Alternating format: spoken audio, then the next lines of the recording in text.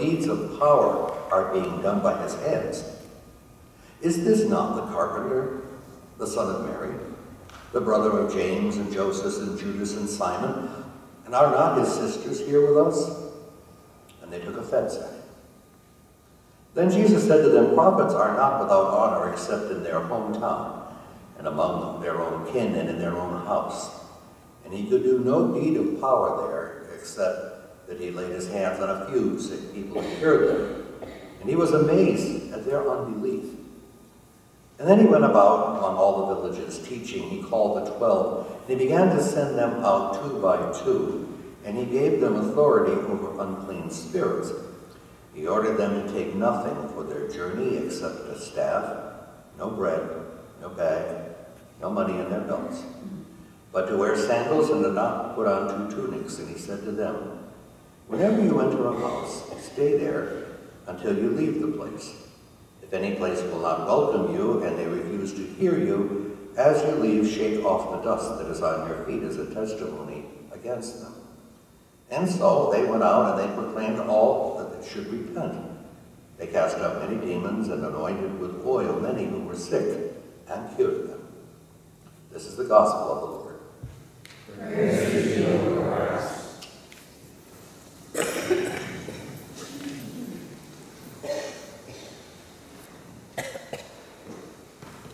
Every once in a while, Independence Day comes on a Sunday weekend, and it's always a challenge to take a look at the gospel and say, well, you know, what takes priority in our minds? And I think oftentimes, certainly on the celebration of the 4th, that takes priority. As a matter of fact, I sat in the comfort of my own home watching the New York fireworks go off for half an hour. And they were brilliant, and the music was great, and I really felt good about being an American. I like it. And yet, on the other side, the whole issue of what we're here for here today is not so much to celebrate our patriotism, but to hear the gospel. And yet, at the same time, we can't avoid it, can we?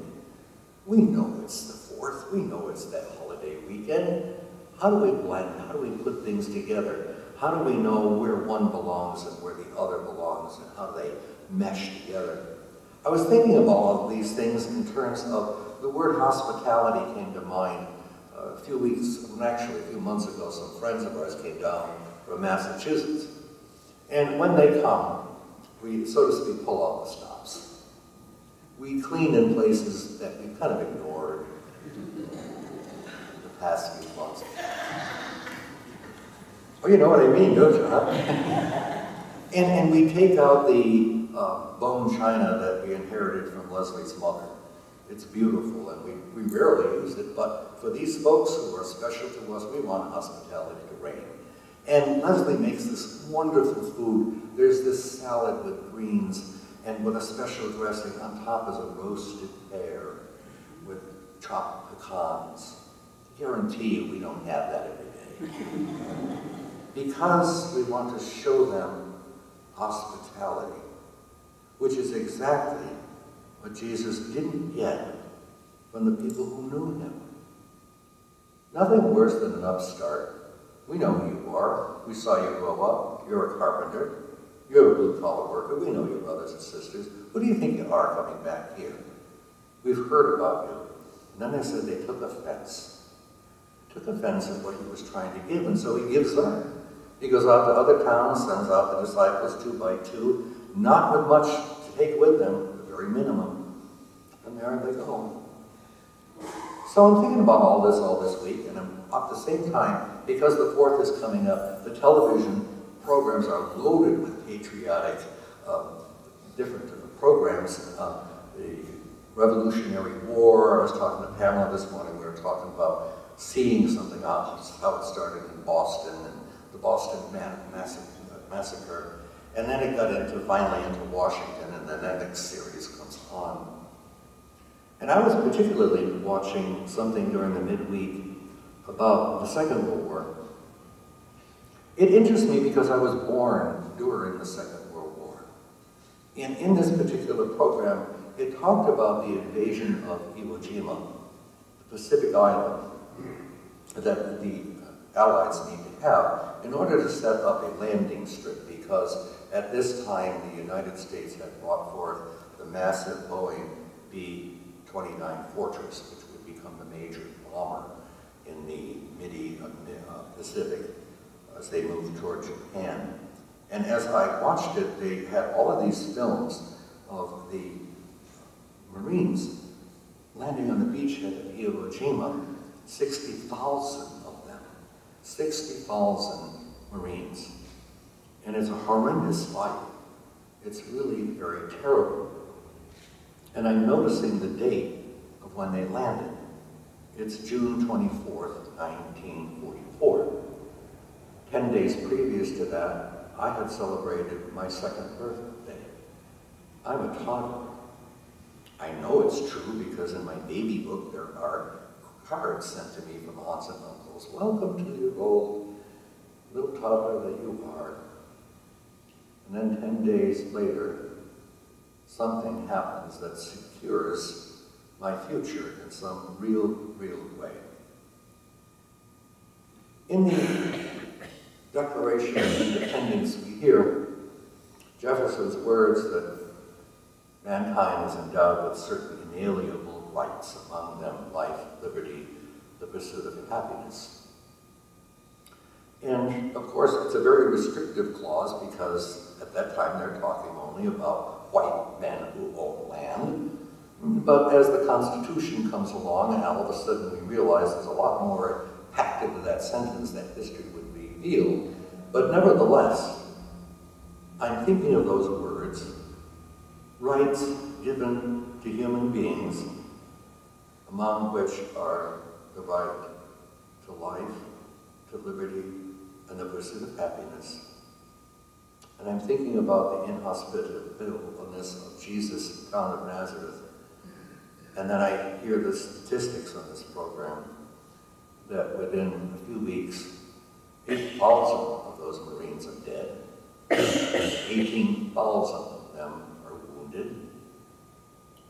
And all of a sudden, hospitality takes on a depth that I never really thought about before. It's what Pamela reminded me of the word radical this morning. And I think that's true. This is a form of radical hospitality. Why can I say that? Because the majority of those men who went on the beaches were in the prime of their life. They were taught about the Declaration of Independence. They knew those Jeffersonian words, life, liberty, and the pursuit of happiness. And when they gave up their lives for the toddler, who was me, they practiced a form of radical hospitality that had nothing to do with the clean house. It had nothing to do with the good china going out or the special food. It had to do with their very lives. A radical form of hospitality that said to me, in the giving of their lives, little toddler, I give you my hospitality to secure your future. And so they did. And so did many. All through that war. And so when I look at the text this morning, and I have to ask myself, now it becomes a little clearer. Their hospitality that the town couldn't give to Jesus is now given away, handed over to the disciples 2 by 2, who go into and depend upon the hospitality of the houses in which they enter. We remember very carefully that in Jesus' time, there's no restaurants. You depend upon people offering you hospitality. And so I think that whole idea of what has happened in our American past, and as the wars go on and as we try to figure out what this whole thing, this experiment in democracy is all about, the undergirding of what we do and what we say in terms of who we are as Christians gets tested over and over again. We know what hospitality is, but then again, what is the type of radical hospitality that is demanded of us, asked of us, especially as we say, well, I am Christian. I am a Christian celebrating the 4th of July. I see the fireworks, the reminder of rockets, red glare, the bombs bursting in the air, but what am I called to do as a renewed person in Christ in terms of the gift that has been given to me by the radical hospitality of those who gave up their lives so that we can gather here this morning, not just to celebrate the 4th, but also to celebrate the fact that what we saw with the radical hospitality is what we see with Jesus on the cross. Not just the words, not just the miracles, but the totality of his own body, the totality of who he was, in order to show the depths of radical love. So, I think we can do both. I think we can rejoice in what people have given in order that we could be here in freedom. I think it is worthwhile to do what we can to offer that freedom to other people who don't know what it's all about. I think we have to be careful about it because we know that given ourselves that we can also do those things that we wish we didn't do, as we say in the beginning of the service, forgive us for what we do. But I also think that we can take heart, because in this very story of Mark this morning, we have Jesus being kind of tossed aside by the people who knew him. But our hospitality must start here before it can get out those doors. So it is that we say that we need to treat each other with tender, loving kindness. We have to be able to see that that radical love that slammed Jesus on the cross is what we're all about. The ability to suffer with one another, knowing full well that we sit here as citizens of the United States only because of the radical hospitality of those who secured it for us. And so all of a sudden we are given a certain freedom to do what many people can't do in other countries. And that is to pick up the cross, embrace it, and love each other radically with a hospitality that honors what Christ has done for us. Amen.